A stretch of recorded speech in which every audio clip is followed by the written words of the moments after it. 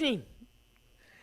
Tonight we have a very special occasion here at the RL Living Stage. Thank you to Dominique, the technician who gets us all set. Yes, yes. Woo! And this is the South Sound Storytelling Guild out of Olympia, Washington, and parts beyond. So tonight you're going to have 4 wonderful tellers giving you stories to just amaze you, lull you, inspire you, and cajole you.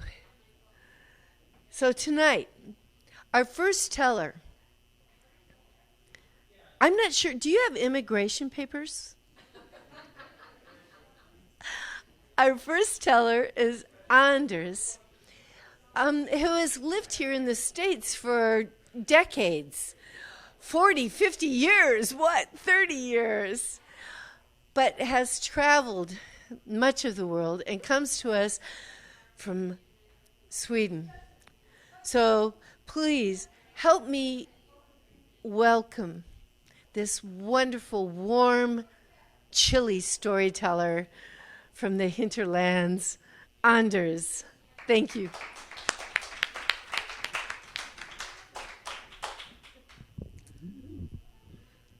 Well, thank you, Rebecca. And this story takes place quite a long time ago when I was a teenager. And my mother always said, "We don't do sports in my family. We are just," and I knew that meant we are just not in touch with our bodies. And I was all okay with that for a long time. I tried to shirk as much as I could in PE class, and, I really didn't do any particular sports or hang out with the guys who, played ice hockey or whatever, in spite of living in a Nordic country. But then it became difficult because one of the things that Swedish high school students often do is they go skiing in the winter, and they go with all their friends and they have a great time. And I got invited for one of those trips, and of course I wanted to go with my friends. So I just had to decide that, okay, I'm going to go downhill skiing. And the proper place for me to go downhill skiing would probably have been like, the standard driveway in the suburbs or something like that. But no, my friend said, we are going to Austria. We are going to the Alps. So, okay, fine. So right after Christmas, between Christmas and New Year's, we took off and we went down to Munich, and then we caught a bus and we went to Söll, Austria, which is actually a place I'd been in the summer. But now it was definitely winter, and the mountains were high all around, covered with snow. But I was going to do this, it was going to work out one way or another. So we got ourselves situated in the hotel. We went out and had a nice dinner, and then the next morning we went and we're going to pick up our skis. And I knew enough German after 2.5 years of high school German, so I knew the word for beginner, so that was a good thing. So I got fairly short skis, and I got the boots, and I kind of had a general idea how this was going to work. And there were 2 of us who had never skied before, and all the others were kind of seasoned pros at this. So, of course, the 2 of us who knew nothing about it got together on the big ski lift that took us all the way up the mountain. So I didn't even know how to get on, but that turned out to be easy because the thing just comes and hits you in the back of the legs, and there you are sitting on the lift and you're going up the mountain. So that was fine. So we rode along and things were okay, and we had our skis on, and then we get to the top of the mountain.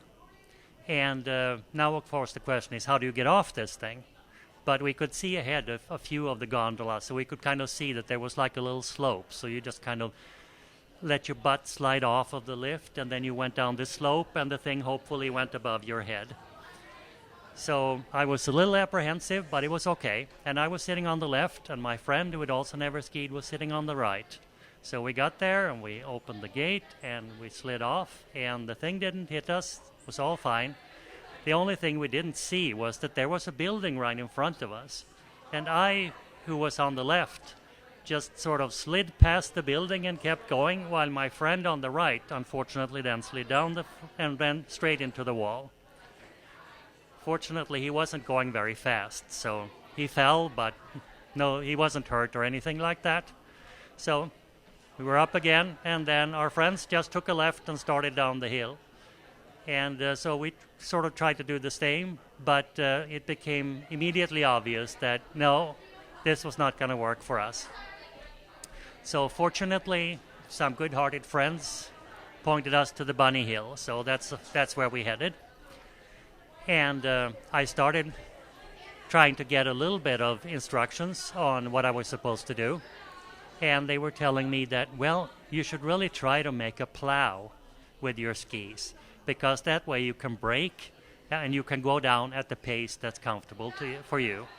So I tried that. I twisted my legs. I tried to make a plow, and I started down the hill.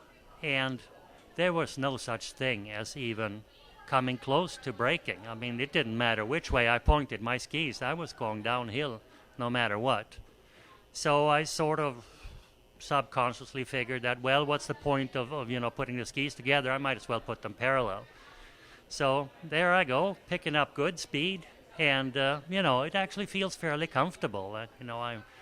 I knew I was supposed to hang back a little bit and be loose in my knees, sort of bouncy kind of. So everything was going well, and it was going faster and faster, and I was feeling pretty good about this.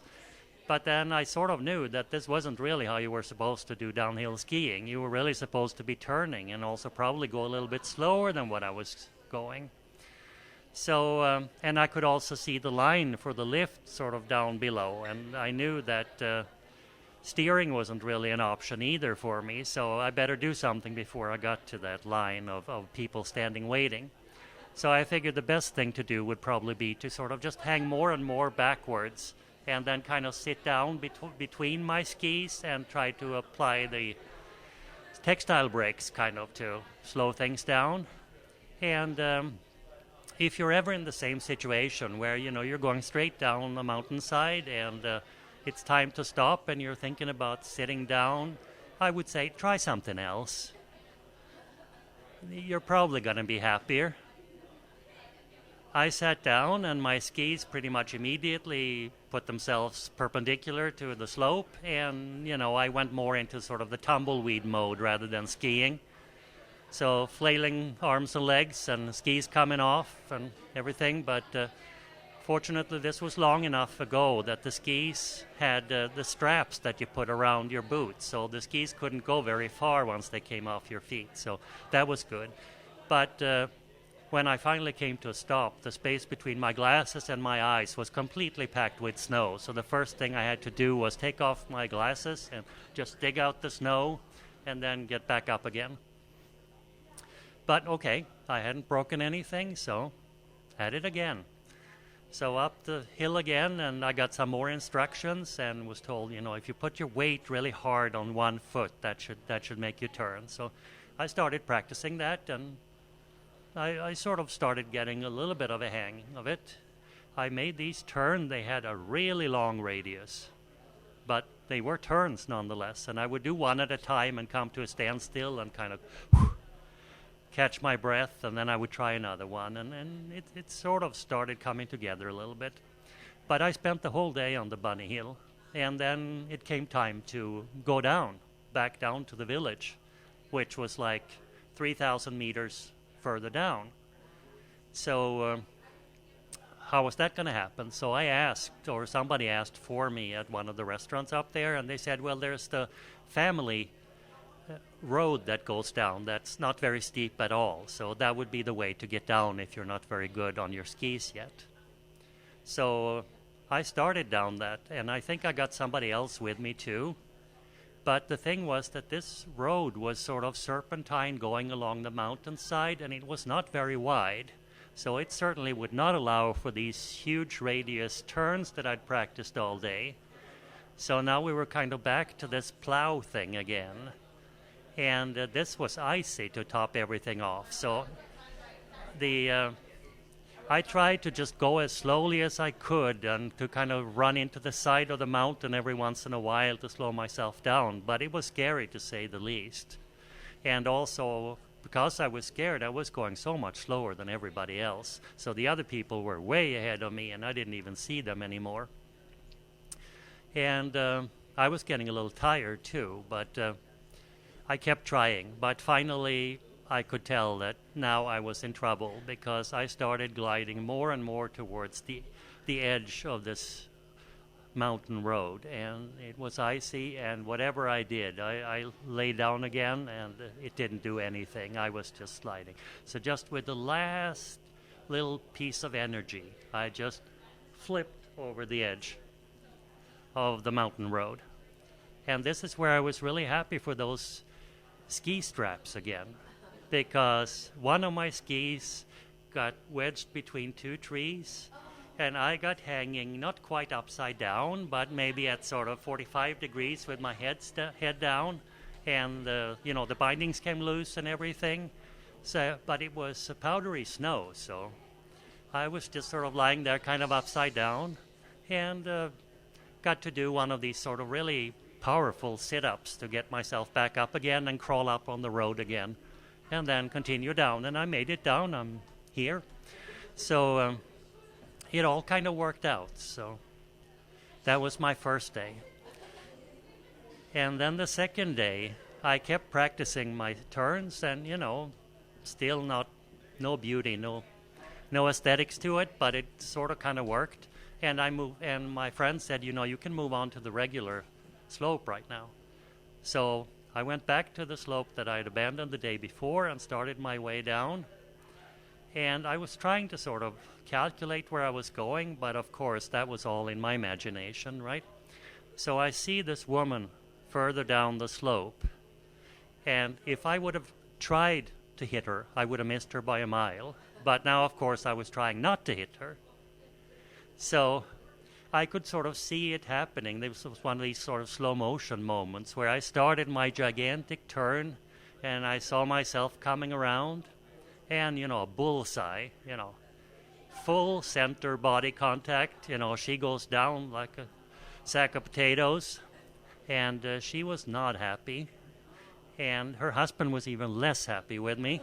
So I tried every apologetic word I'd learned in my 2.5 years of high school German, and, maybe it made things a little bit better, but no, they weren't happy. But there was nothing to do about it. I tried to help her up and so on, and moved on. But like I said, I only made one turn at a time, right, because this was still kind of scary. And the idea then would be that to come to a stop, you'd sort of have to turn higher and higher up the slope until you come to a stop. But I remember that first day too, how that wasn't working. So I made my big turn, but I just wouldn't sort of come to a stop once I was going perpendicular to the slope. So I continued right out into the deep snow. So I did a little bit of powder skiing there all by myself, but it was really just coming to a stop in the powder and then having powder up to my knees above my skis. So I just remember being incredibly sweaty getting myself back onto the slope again. But that day and all the days forward, I actually made it down safely. I skied all the way down the mountain each time. I only had to give up one other time when my friends said we should go up to the very top of the mountain. And so we did, and we got off, and then we were actually in a cloud. So it was completely fogged up. You could not see more than 10 feet ahead of you.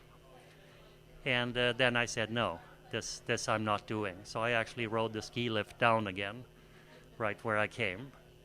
But other than that, it actually worked out. And that's kind of the wonder of this, that for this clumsy kid who had gone through all the way up into his upper teens, trying to avoid everything that had to do with sports or relying on your body or your skills or whatever, I actually kind of conquered it.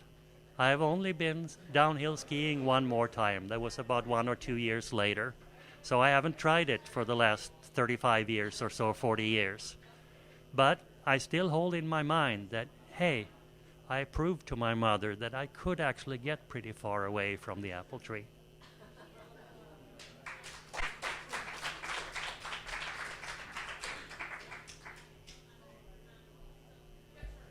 All right. Thank you, Anders. That was great. You made me remember that once I talked to our pediatrician when our children were a bit younger, and they were talking about snowboarding. and I asked, should I go snowboarding with the children or not? And he said, the injury rate for people over 35 years old learning to snowboard is 100%. I never did go snowboarding at all with our kids, so great. Thanks. Thanks again, Anders.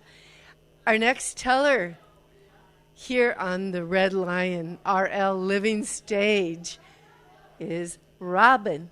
Please help me welcome Robin up. Thank you.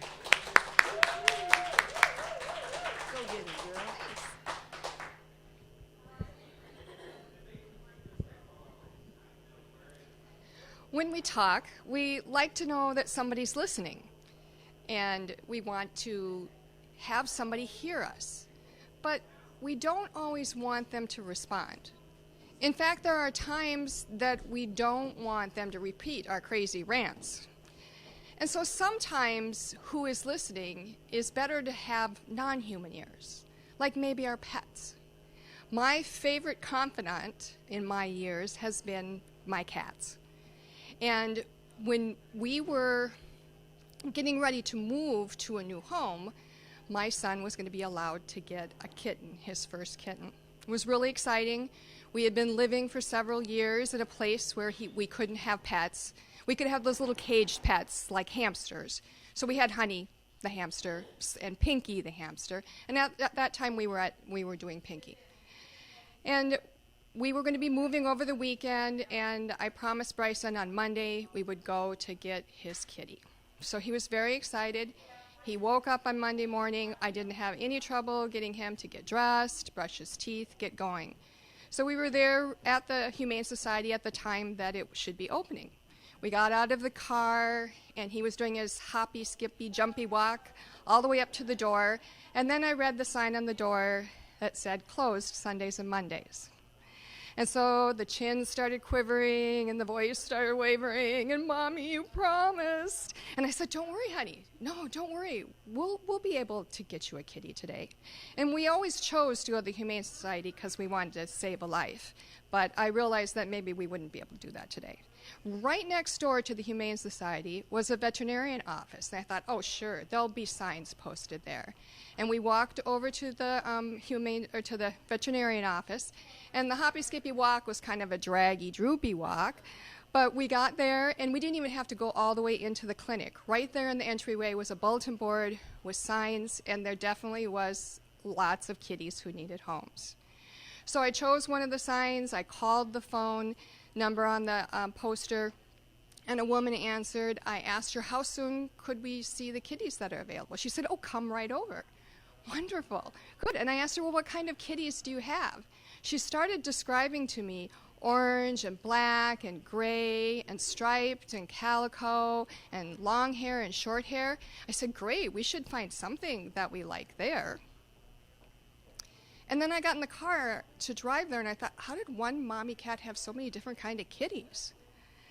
And when we got there, we parked in front of the house, and Bryson was again doing his hoppy, skippy, jumpy walk all the way up to the door. And when the woman opened the door, she said, come right in. The kitties are in the living room. And when we walked into the living room, I realized, oh, this was not one mommy kitty. This was like 4 mommy kitties with litters of cats. And as soon as the cats realized that there were strangers coming in, they went running all different directions, cats going every direction, except for one little black and white kitty. He just sat there. He kind of looked at us, but he didn't really care that we were there. And so, of course, Bryson said, I want that kitty. I decided that, we should look at some more kitties. So the woman did go and find some kitties that were hiding and brought them out. But sure enough, it was that little black and white kitty that came home with us. And the next day, we took him into the veterinarian. And this kitty, he sat in my hand. He was like 1.5 pounds. And he had ear mites and fleas and 2 different kinds of worms. So we did save a kitty's life when we got that kitty. It took a couple weeks to get him really healthy, and we gave him all his medicine, and we're feeding him well. And he was getting really frisky and having so much fun with Bryson, and Bryson was just really enjoying having this kitty. One morning after he'd been there about 3 weeks, I got up, and as I was walking into the kitchen to start my coffee, my foot hit something. And I thought, oh no, what is that?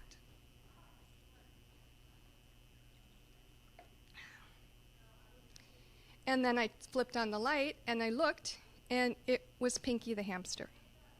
Pinky was not moving down there on the floor. And I thought, oh no, oh my gosh, Bryson's going to be upset. I don't want him to be mad at his new little kitty. And what am I going to do? So what I decided to do was to lie to my child. Yes, I lied to my child, and I took some paper towels, wrapped up Pinky, and put him on a shelf in the back porch up high where my son couldn't find him. And later I did give him a decent burial. But so Bryson got up, we went through our normal routine, our morning routine, and he was having his breakfast, and I reminded him that after he finished eating, he had to feed his animals. So he got done eating and went to fill up the dishes for his kitty, and Buddy was over there crunching away on his food, and then he went into the other room to check on Pinky, and he came back. He said, Mommy, Pinky's not in the cage. I said, oh my gosh, what happened? He said, I think I left the door open last night when I was playing with him. Oh no, honey. Well, do you remember when your friend Gretchen lost her hamster, and then a few days later they found it? So maybe we'll find Pinky. Oh, good, maybe we will find Pinky. And then he went off to get ready for school. So I did eventually tell my son the truth, many years later, many, after he was an adult. I waited till he was an adult. It turned out that as he grew, Buddy became my cat. Actually, Buddy decided I was his human. And we did get another kitty, so Bryson would have his kitty. And Buddy was my confidant. He would listen when I needed to talk. He was there for me. He was my friend. He was my best friend for some very rough periods of times because he wouldn't tell my secrets. So he would listen. And I feel that Buddy chose me because he knew that that's what family's about, to be there for each other. He knew I needed somebody to be there for me, to listen to me. And he knew I was going to take care of him. And he knew that we did those kind of things in a family. And one of the most important things that I did for him, and that is important in a family, is to keep secrets. And when it's necessary, to hide the dead bodies.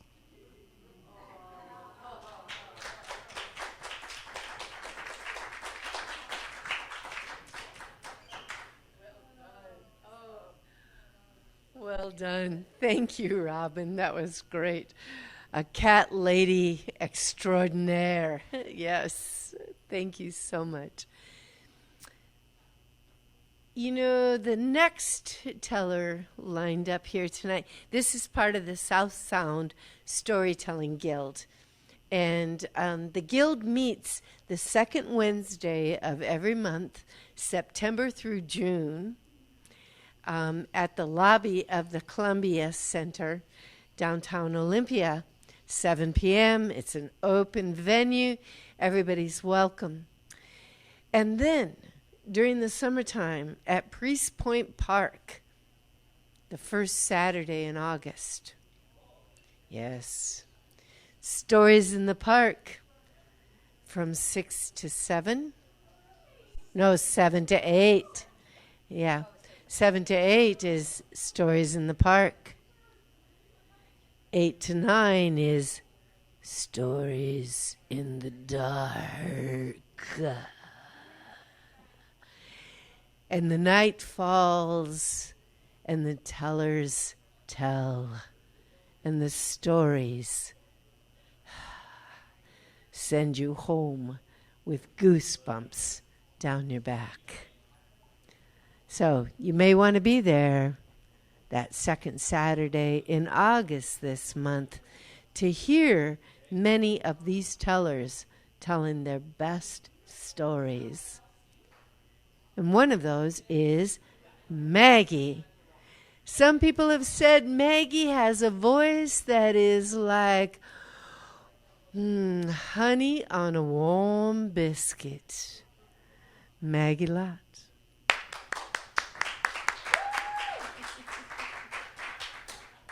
Thank you, Rebecca. Okay. All right. Well, so I wanted to tell you a story of something I remember when I was a child. One of my favorite things to do when I was growing up was going to visit at my Grandma Maggie's house. And it's one of my favorite memories is going there. Every summer when I was growing up, no matter where we lived, we would go back to Selma during the summer. My dad was in the Army, so we would be at Fort Dix, New Jersey, or Fort Harrison, Indiana, or Fort Leavenworth, Kansas. Wherever we were, we would travel in the car back to Alabama, back to where my dad grew up in Selma, and go to Grandma Maggie's house. And we would play, and we'd run around barefoot all over the yard, under the pecan trees, and in the vegetable gardens. And it would be hot in the summer in Alabama. It was hot and it was humid. It was like there was this warm, heavy, sticky blanket that wrapped over you, and you couldn't get out from under it. It was just so heavy and so hot. And so the whole time we're trying to get relief from it, because my grandmother didn't have air conditioning in her house. She lived in this old house that she actually was born in and grew up in, and there was no air conditioning. They had this big attic fan in the ceiling that would make this huge rumbling sound, and it would blow the hot air around, but it wasn't really cool. So most of the time we spent outside, and we'd run around and we'd play underneath the shade trees, the pecan trees, and we'd play out there. But what we really wanted all the time was a cold drink, an ice cold Coca-Cola. Well, now my grandmother, every morning in the summer, she would make this big, giant crock full of tea. And I remember, because I used to help her do it, she would put the tea bags in the bottom of this huge crock and pour the hot water in, and then I got to pour the sugar in and stir it, and I could watch the sugar dissolve. And then all day long, anyone who wanted iced tea could fill up a glass and then pour their tea. But we kids didn't want iced tea. And she would always keep a mason jar of water in the refrigerator, so it'd always be really, really cold. But we didn't want to drink cold water. We wanted an ice cold Coca-Cola. Well, now, when I was growing up, we just didn't have Cokes around in the house all the time. It was a special treat to have a Coca-Cola. That was like a special occasion. So we just didn't have Cokes around. You had to get your parents to go get a Coke. You'd go get one at McDonald's or something. But you didn't just have them. But at my grandma's house, we could go get a Coca-Cola by ourselves if we had a dime. That's how much they cost. All we had to do was walk across the side yard. My grandmother's house was on a corner, and next to her house was a side lot that was grass and pecan trees and peach trees, and over next to that was a gravel drive, and there was a trailer court. And in front of the trailer court, there was a bait shop, and in front of the bait shop, there was a Coca-Cola machine. So see, as little kids, we could just go across the yard, across the gravel, and get our own Coke. Now, the machine was not the upright kind that's neon lit nowadays. It was a chest cooler kind. You had to lift it up and look into this cooler. It was, red, the Coca-Cola red, and the white script, And then you had to choose your Coke. Now, that was the hard part, because we liked Coca-Colas, but we could also choose knee-high orange or knee-high grape, and so it was always hard to choose which one we wanted because we really liked all of those.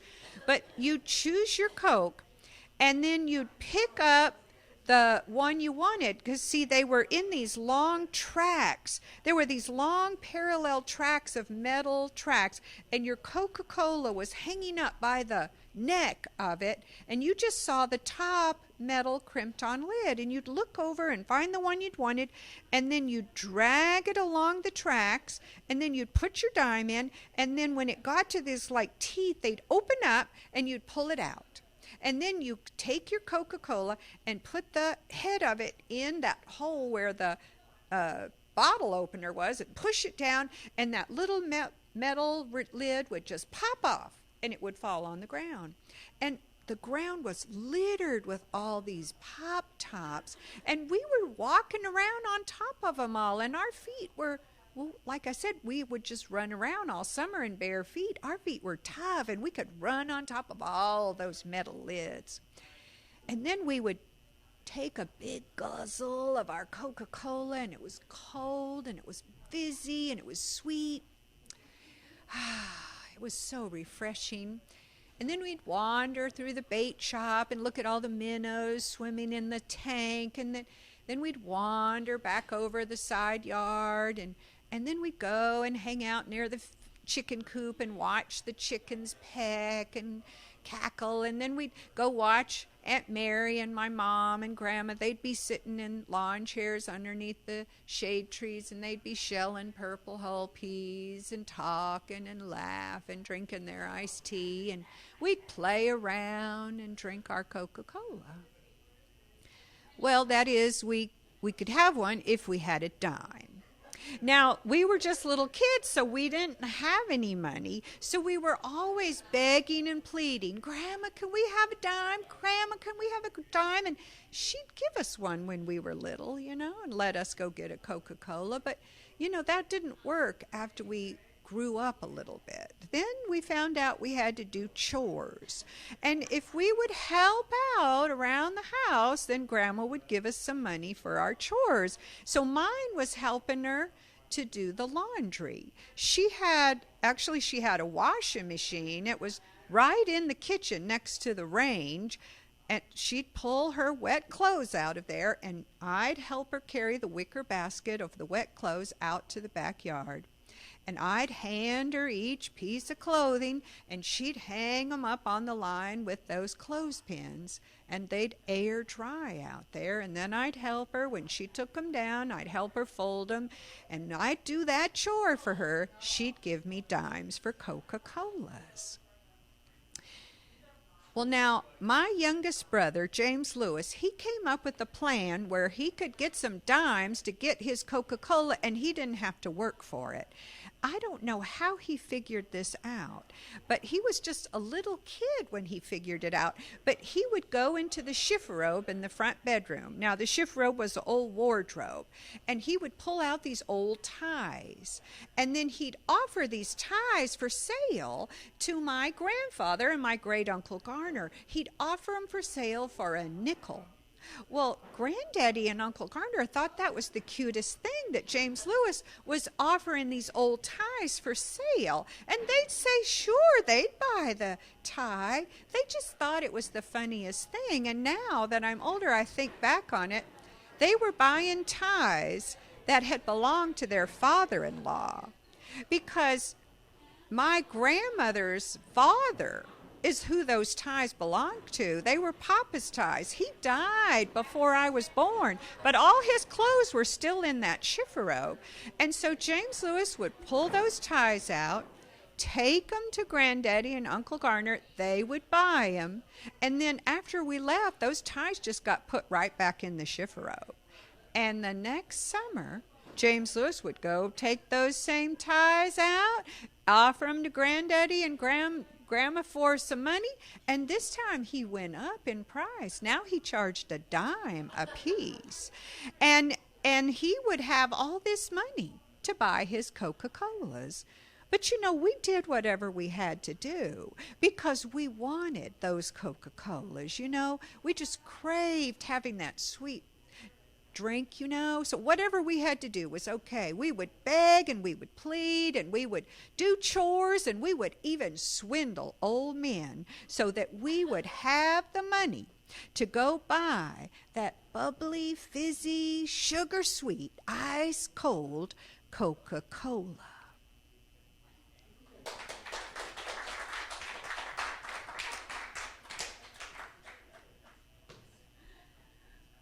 Oh, wonderful. Boy, Maggie, how many memories did you just conjure up for everybody that was listening there? Yeah, confirmation class going down to Sparky's DX, the gas station a block away from the Lutheran church, and pulling up a bottle of pop, ice cold Coca-Cola. Yes, beautiful. And just to stop and think about it, the stories that we all have, the stories that when we share our stories, what it conjures up in everybody's memory, in everybody who's listening to it, we start going, oh, yeah, me. Oh, yeah, I remember when, right? And because of story, we all get connected because we start to say, that was me too. I remember when That is the most amazing power of story and storytelling. So, yeah, it connects us all.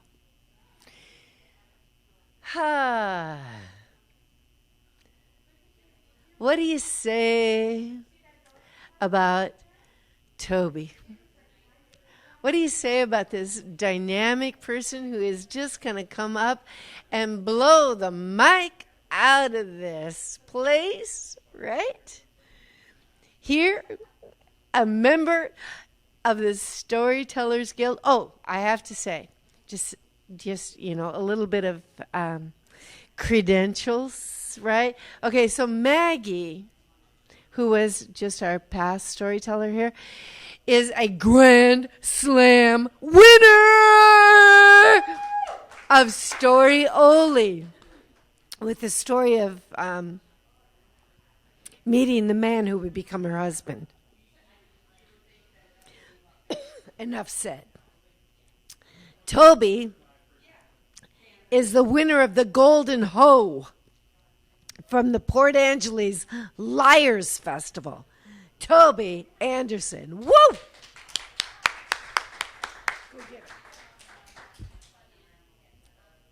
No gum was the rule that my mom had while I was growing up.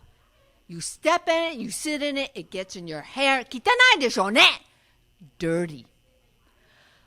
My sister Patty, my big sister Patty, she was in middle school and she had friendship issues. So when Gracie said she was going to come and spend the night, we were all ecstatic.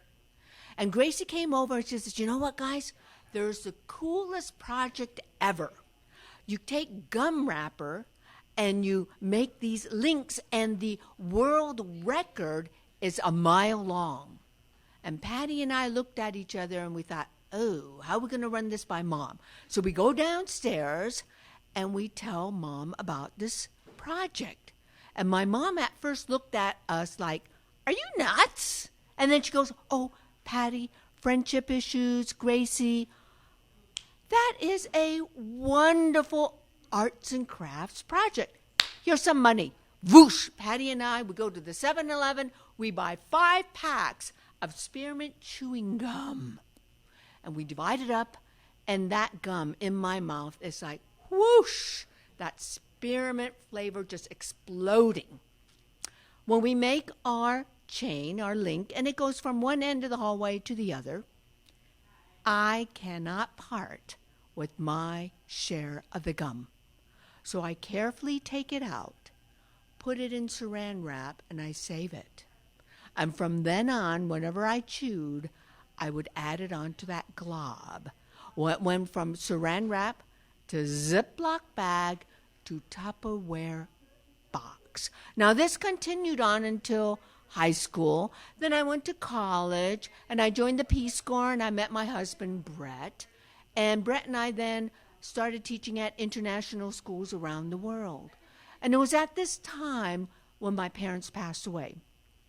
So I returned back to the United States, settled their affairs, went up to the house, to the attic, to sort out things, and there was that Tupperware box. I opened it up, and whoosh, that spearmint smell just hit me in the face. Well, I could not get rid of that box. That Tupperware box with the gum became part of our household items. Wherever we went, that gum box went with us. And the collection grew. Let's see. Comrade Lenin gum, Polish gumski, arigato ni hao, assalamu alaikum gum, Avita, das Balena gum, and the exotic Namaste gum. But it was the Hungarian goulash paprika gum that gave it that beautiful pink tinge. That was wonderful. And as it was, we did move to Hungary to work at an international school there. And in the house, there was a workroom, which was mine, and I had the box in the corner, and I would have to lift open the lid to air out that gumball so it wouldn't become slimy.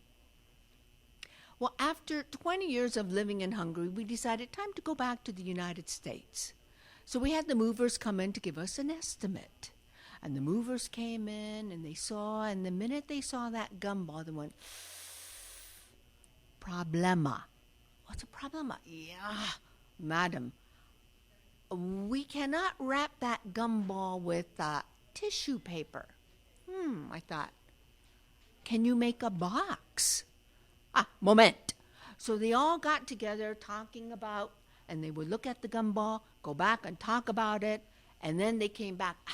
Shemi boy, igen, nem problema. We will make a crate for it. Well, it took 6 of the movers to roll that gumball into the crate. They nailed it up, and off it went into the shipment. Brett and I, meanwhile, we decided to move to Olympia, Washington, and we bought a house.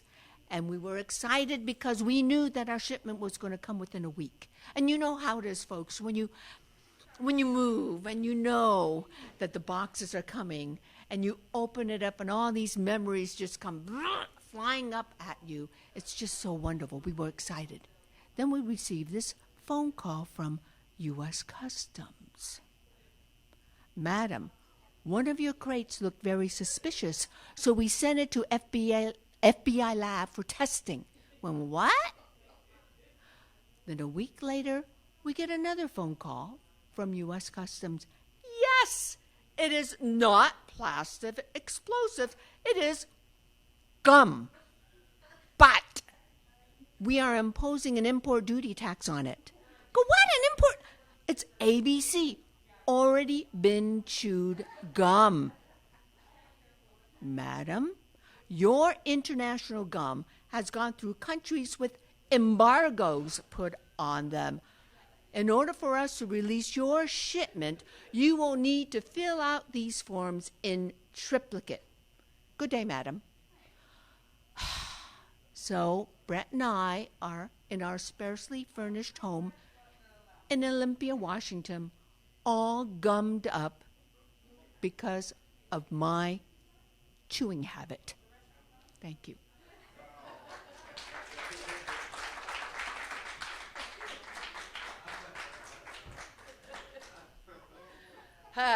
You can see the Golden Hoe Award right there. There are so many different kinds of stories, and there are so many kinds of tellers. Everybody has stories to tell. And if we take the time and we listen and we ask and we share, there are stories. I will tell you, okay, by popular request. Come on, let's see it. You know, you make me think of another story, Toby, by that one. And I've told this so many times, but isn't that what personal stories are? You just keep telling them to everybody new who will listen to them. Yeah. So back in the day when I was 3 years old, I lived on an Iowa farm. I had 2 older sisters. They were 9 years older and 12 years older than I was. So I was the baby. Yes.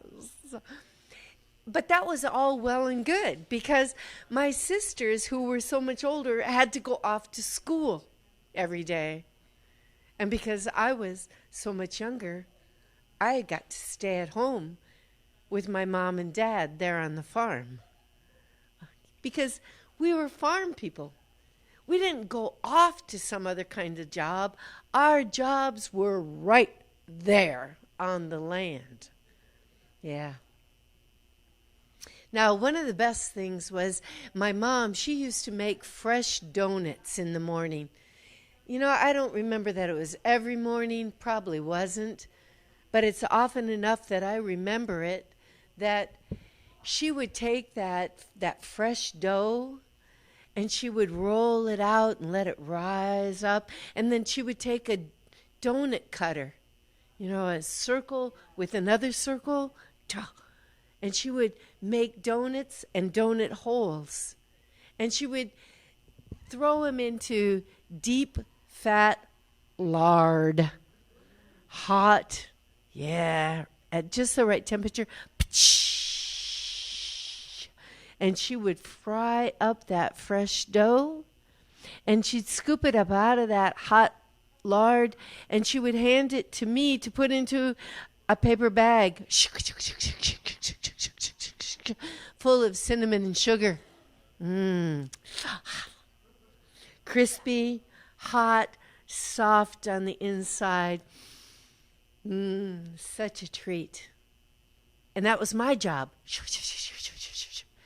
Shaking the sugar and the cinnamon on that dough. Now, my dad, he would work outside, milking cows, feeding chickens, chasing hogs, that kind of thing. And I would go outside and I'd help my dad too. I had run of the entire place. Outside, inside, up and down. But the very best, was when my Grandpa DeGrief, he would come out to the farm to visit. That was my mom's dad. He was a little leprechaun of a man, all wiry and short and bow-legged with a sparkle in those green eyes. He would come driving along the gravel road, and he'd pull up into the farm lane, up there into the yard, and he'd get out of the car and close the door, come walking up to the house with a paper bag filled with candy for me, because I was the baby and my sisters were in school. It was the best times when Grandpa DeGrief would come to visit every day, not every day, but the days that he would come. I'd see the dust rising up off the gravel road. I'd see him coming along in his car, pull up our lane. He'd come there into the yard and park. And then he'd get out, close the door, and come walking up, carrying that little paper bag.